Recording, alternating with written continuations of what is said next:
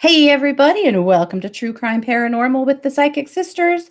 This is Katie Weaver, and I'm here with my co anchor and partner in crime, Christy Brower. Hello. Hello. Yay, the Wednesday night update Yeah. show. We kind of love this night, Nice. don't we?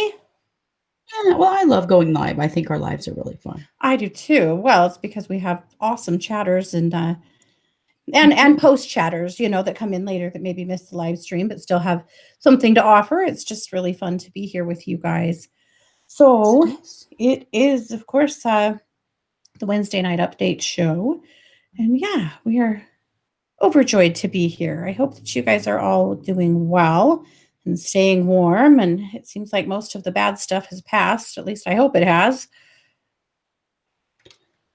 It hasn't been Fingers bad here at crossed. all. Yeah. No, we've actually had sunshine, so Yeah.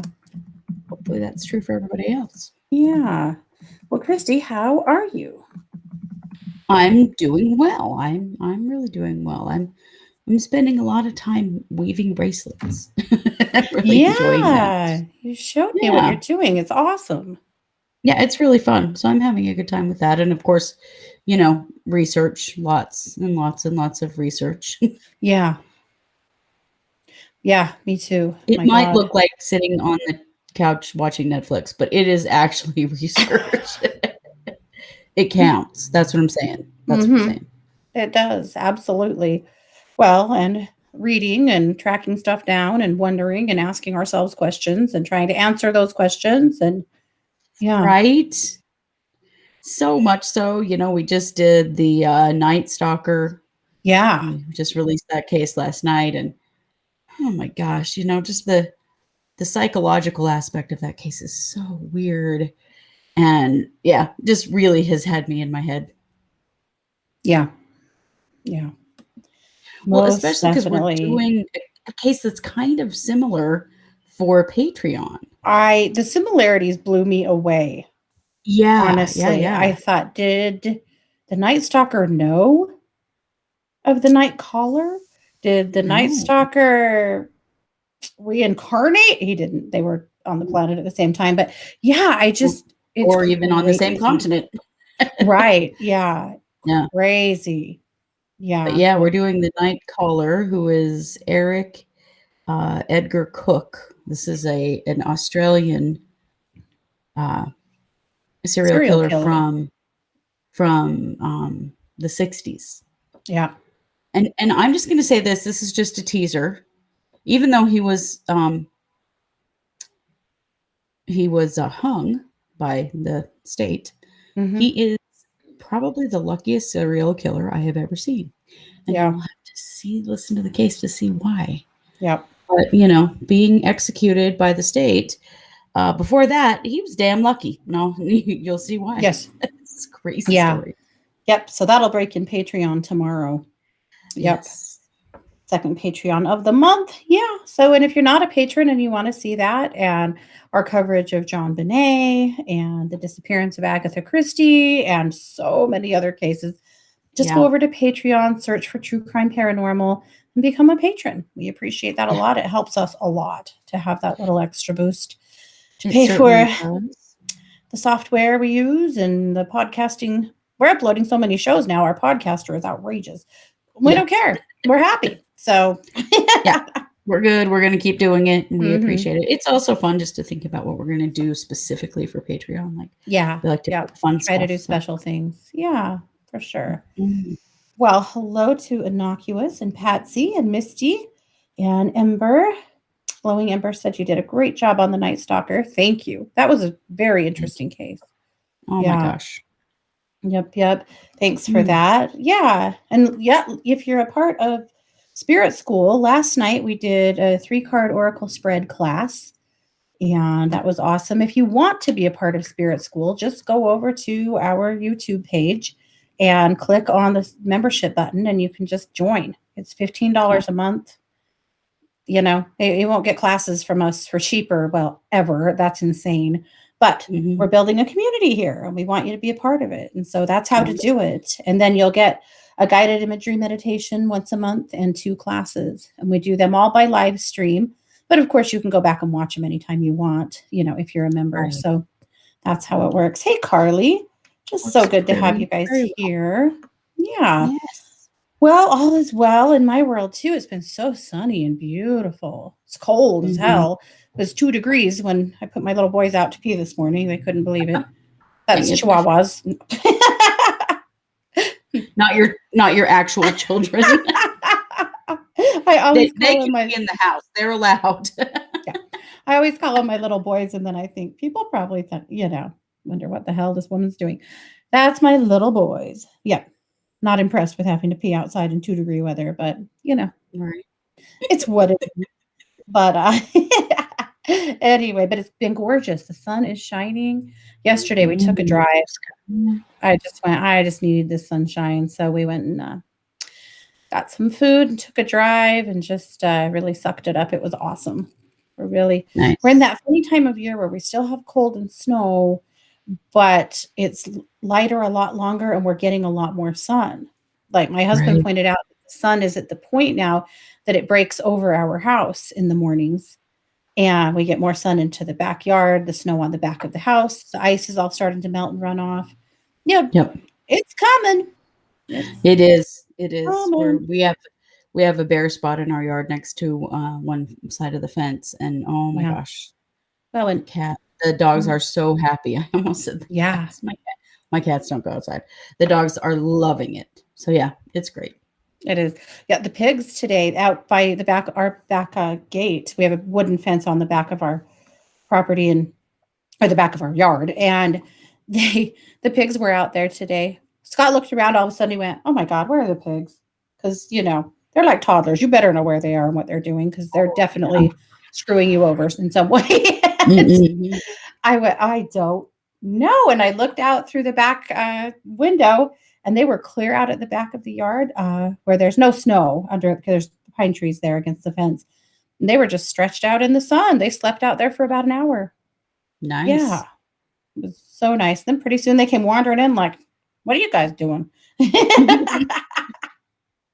Scott is training them. We're trying desperately to train them to wear a harness. When we got these pigs, everyone else was putting their pigs in harnesses and taking them for walks. And, we were never successful with that. As piglets, if you put a harness on them, they would bite you so hard and make you bleed and freak out. And it was not happening. But the older they get and the older we get, and our kids are all moving away, we want to be able to travel a little more. And these idiots need to come with us or something, So we're trying again. So I should have made a video for you guys. You would have died. But he's slowly training the pigs with a harness. So he holds the harness out. It's a different kind. It's a little different. It pinches up under the legs a little bit if they pull. Because these guys are ridiculously strong, right? So he holds the harness out and he, right on the other side of where the head goes in, he's holding a mini marshmallow. And they have to stick their head in the harness to get the marshmallow. And then he lets him eat the marshmallow and then he takes it back off. And then he gives him another marshmallow for letting him take it off.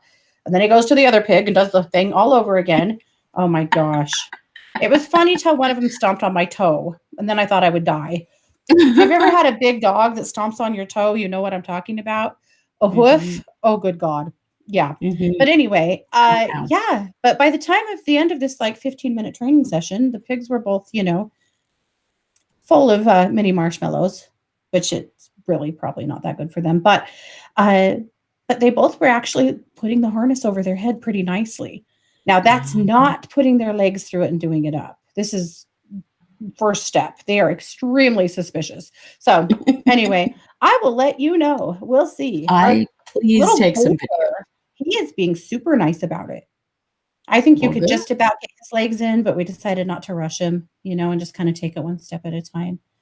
How big are the pigs now? The pigs weigh about 60 pounds. Their heads are, they're not super tall at the shoulder. Their back is probably adjacent to my knee, and I'm short, but they're compact mofros, they are really thick. And yeah. So anyway, hopefully, in the next while, we'll actually have them to where we can put a harness on them and let them wear it for a little while every day. And then we'll Yeah. have to try attaching it to a leash and see what kind of melee ensues. But we'll see. Anyway, so that's what's new around here, just piggy training or us getting trained by the piggies. That's more like Yeah, it. pretty Yeah. much, yeah. Mhm. I hope thank you, Carly. I hope it is too. It would be really nice. Our thought is that we could sell our fifth wheel and buy a little motorhome and actually travel with the pigs so that we could go to where our kids are a little more. And like this Yeah, spring, our son has like 3 home football games, and our daughters have birthdays and softball tournaments all over, and, like, we're gonna be out a lot. It would be really neat if they could just come with us, you know? But yeah. we'll find out. Come Maybe on, not pins this and spring, needles. but, yeah, we'll see what the summer brings, so Yeah. anyway, well, we do have oh, can you imagine taking your pigs for a walk around town? You know, that was part of the problem because when we got Fiona, our little sow, when she was really little, we could get a harness on her with a struggle and a leash, but we tried taking her places and we kids wouldn't leave her alone. And it Mm. scared her so bad. They'd run up to her and we'd say, don't pet, please. She's not friendly. I mean, she'll bite and draw blood. So when you have a toddler run up there, you're like, oh my God, you know. Right. I don't think she'd do that now, however, but when she was little, oh, we have scars. And Yeah. so we had an incident in a park where some kids ran up to her. She kind of got wrapped around a pole and I couldn't get a hold of her and they wouldn't back off. They were mobbing us. And she ran backwards and got out of the harness and ran off. And it scared the crap out of us because she could have run out into the road or, you know, a million things. Somebody's Right. dog could have gotten a hold of her. Luckily, Scott was able to he had some cheese crackers in his pocket. It's always food. And Mm. with them, and he managed to, you know, kind of calm her down with those and get her to let him pick her up. But yeah, Mhm. that is my biggest problem. Yep. Yeah. But hopefully now that they're bigger, they might be a little more intimidating than a adorable I little would think piglet. so, yeah, Yeah. for sure. And also, we really all need to train our kids not to pet people's animals without permission because, yeah, True. True, true. things can happen. Yeah. They sure can. Anyway, well, we wanted to do case updates tonight, but to be honest, there aren't any. Believe it or not, Right. nothing has happened in the Vallow case. There are no Mark Means updates. Weird. I know. Really weird.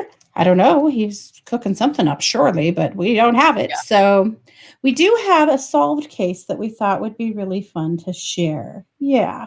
Oh, Kate says her bird Lucy loves my voice tonight. She says, hello. Hello, Lucy. Hi, Lucy. Oh, that's sweet. We have such a soft spot for birds. Yeah. Such a soft spot. Our grandpa, our step grandpa, used to raise all kinds of birds Mhm. and had all kinds of like birds that would talk and ringneck parakeets and all kinds of gorgeous things. Mhm. And we loved them. But when Scott and I were first married, we actually had a pet store and we had lots of birds. And we just really grew to love them. They always liked Scott more than me, though. Always. We had a blue That's and true. gold macaw that was absolutely in love with Scott. And she did not like me. She was jealous of me. And two of the things she would say, she'd say, stop it. And she'd say, knock it off. Not usually in Mhm. response to anything you were doing. She'd sit on her perch and yell, stop it, knock it off, stop it, knock it off. And you'd be like, okay. But she'd also yell, Stephanie, because that was her old family before she came to us. And then she'd look around Mhm. wildly and yell, where's Stephanie? Where's Stephanie? I always felt really sad about that. But anyway, Yeah. one day we had her in the truck with us and we were trying to get out. I was trying to get out with her and she wouldn't let me take her out. And she was pecking at me and running up and down the seat, you know, being naughty, yelling, stop it off. Stop it off. She got confused. I always thought that was funny. She deserved it. It She was so naughty to me. was way funny. But ooh, she loved Scott. What? Oh, She Amber did. says, what about T. Stotch wanting to be her own attorney? Yeah, we haven't covered that case yet. And so I don't haven't been following it very closely. I did hear about that, however, but I don't have any Hmm. info on it whatsoever. That'll have to be one we cover later. Yeah. However, we do have a solved case. And Yes, it's we one of do. those familial DNA for the win cases. Yes, it is. This is a great one. It is. I really, really love this. So, 40 years ago, there was a girl named Carolyn who lived with her family in St. Louis. And in 1981, she ran away right at Christmas time Yeah. and was never, ever seen again. Well, on Valentine's Day in 1982 in Arizona, a body was found on a roadway, and it was just a Jane Doe forever. They never knew who she was. She was an adolescent girl. They knew that much, and that was about all they knew Yeah. for a long, long time. They were trying to identify her. Her case never actually, I think, went cold completely because they had her remains and they just wanted to reunite her with her family. But they hung on to these remains for a really long time. At some point, they started calling her Valentine Sally. Yeah, because she was found on Valentine's Day. Yeah. And anyway, here in the last year, as DNA has gotten to be so much more prevalent, they started working with a private entity that, processes DNA, like some of these big labs have started doing. And they have finally been able to run down her family and identify her. Her name was Carolyn Eaton. Mm-hmm. And so they were able to track this DNA to this particular family in St. Louis. So detectives went to St. Louis, sat down with these people, and they said, yes, we had a family member who ran away, at Christmas time, 1981. And Yeah. they said, okay, this is her. Mm. Yeah. Can you imagine not knowing for that long where your daughter or your sister went? Yeah. And then you find out she's actually been dead the whole time, like Yep. almost the whole time. Yep. How did she get from St. Louis to Flagstaff, Arizona? They A think that trucker? she was with a trucker. Yep. Yeah. Yep. They think that she was hitchhiking and was with a trucker. Yep. Yeah. Wow. Sad and scary. And I'm happy Yep. for them that they know now, but I cannot imagine going 40 years Yep. not knowing. Yep. Also, can I just say for anyone else who's middle-aged, does it freak you out that 1981 was 40 years ago? Right. Because it does me. I'm like, oh, Right. For sure. 1981's not 40 years. Oh, yeah, it is. Yeah. It is So, 40 years ago. yeah. So in this case now, of course, they still have the task of figuring out what happened to her. Right. Yeah. And they're still actively pursuing it. They actually have found a truck stop waitress who says that she remembers that girl Oh, and wow. that she served her food just a few hours before her body was found. They think Oh, she was my the last goodness. person to see her alive. And so they do have Oh, her. And so they do have, they're tentatively working some leads. My gut feeling on this case is that it will be solved, and it will be solved by familial DNA. mhm. I have to believe that there was DNA on her body. Yeah. Oh, yeah. I 100% on that. Yep. And that they're going to figure it out. They're going to figure it out. And I do also believe that she was with a trucker. That's Yeah. that. Yeah. That feels right to me too, because Mhm.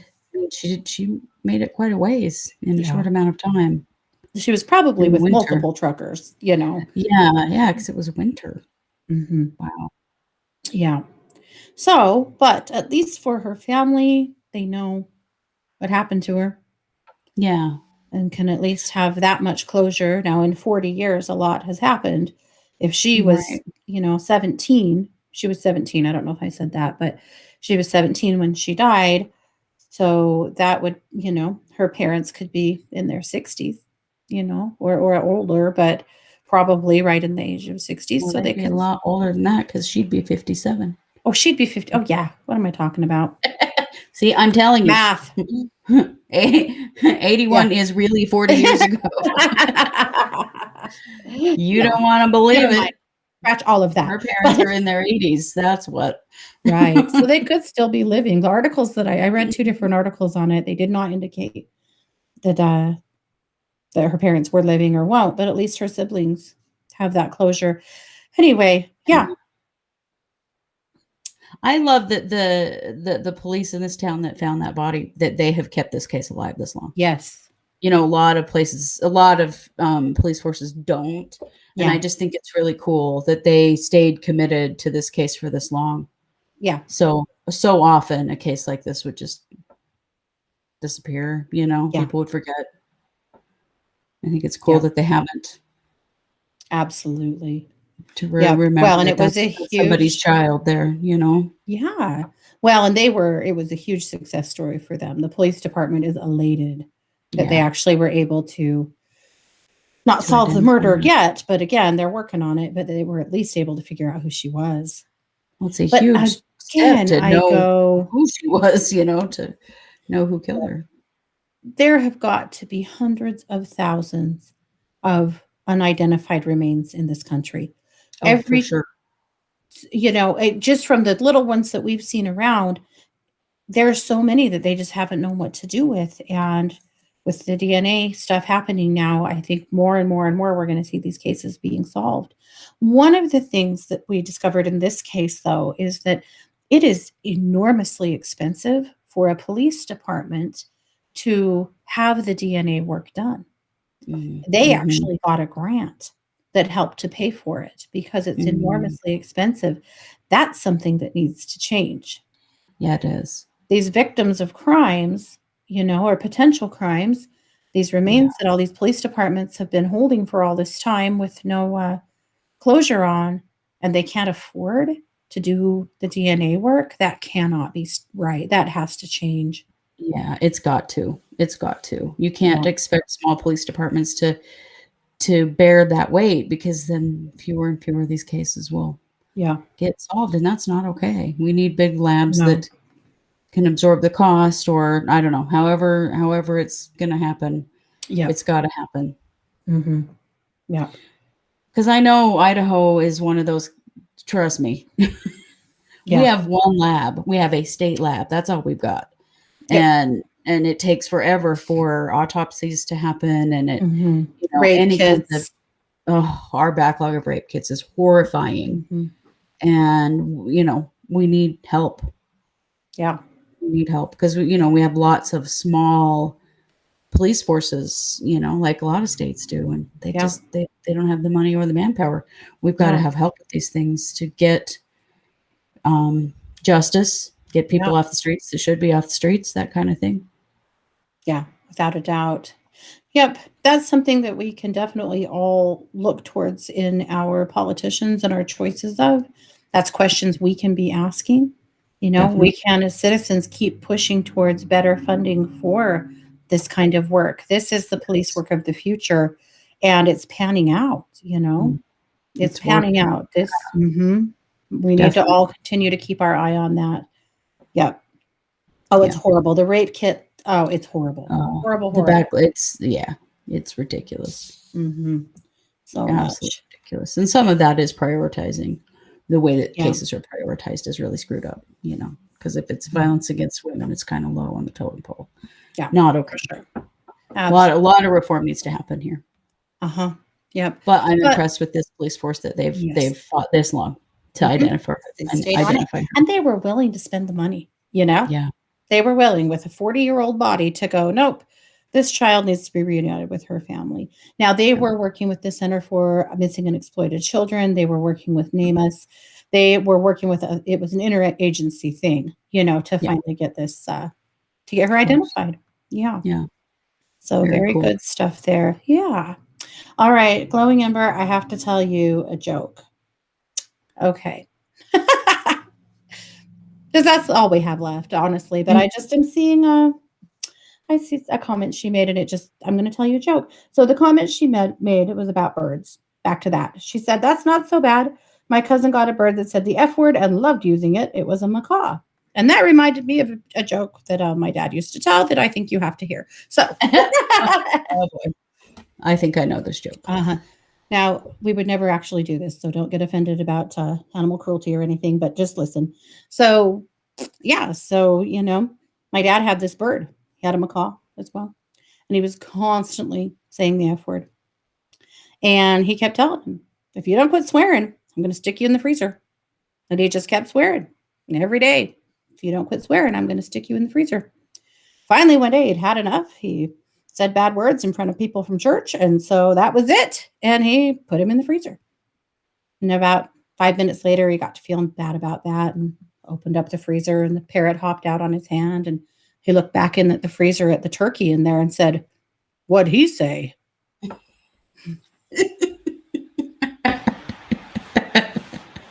I know. Yeah, that was definitely one of our dad. That was a dad joke. Yep, that was a straight up dad joke. Yep. So that may or may not have been funny to anybody but us, but there you go. But we enjoyed it. Let's just say that. Heck yeah, we enjoyed it. Yeah. So yeah, Paula says rape cases are such a low priority. It's disgusting. Oh yeah. Yeah. Yeah. Well, and I don't know about your states, but in Idaho, you'll get way more time for marijuana than you will for sexual assault. Oh yeah. Way more. And for child abuse as well. Yeah. Yep. There's just not much. And in Idaho right now, we've got a thing going on. We have in the last 2 weeks had 6 now officer-involved shootings in our just right here in Southeast Idaho. Yeah. Just like a 4-county area. It's crazy. Well, the one is just horrifying. There was a guy in Idaho Falls that they were chasing on foot that had gotten away from the police. Basically, he bailed out of a car and took off, and he was wanted for assaulting an officer as well as a few other things. And so they were trying to find him. And they had knocked on a bunch of doors in this neighborhood and said, we think he's right here in this neighborhood. Stay in your houses. Let us know if you see him. Well, this guy, man with a family, goes in his backyard with a gun. And they've been very sketchy about some of the information here. But it looks, we're not sure if he went in the backyard because the police were out there, or, he went in his own backyard with his own gun because he felt like it. They're real sketch about that. But he went in his backyard. He was worried that this guy was running around in his neighborhood. Right. And his wife and kids are in the house. And anyway, so he goes out there with his gun, and a police officer sees him in his backyard, and he had on a black shirt, and the perp had on a black shirt, and had an altercation with him and shot and killed him. Yeah. And he was just a resident. Like, he didn't do anything wrong. And It's even bad. now, like, it's really bad.